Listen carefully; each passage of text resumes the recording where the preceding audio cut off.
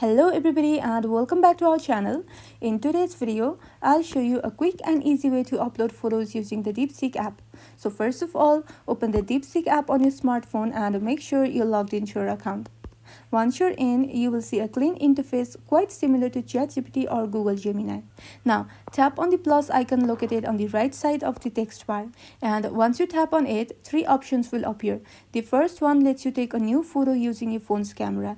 And the second option, usually labeled Image OCR, allows you to upload a photo directly from your phone's gallery. Just select the photo you want and then tap on the tick icon at the top right corner of your screen. Your photo will automatically start uploading inside the DeepSeek app. It will then read all the information from the photo and provide results based on your query. And that's all. You've successfully uploaded a photo on the DeepSeek app. If you found this video helpful, don't forget to like and subscribe for more quick tech tips and tutorials. Thank you for watching and I'll see you in the next one.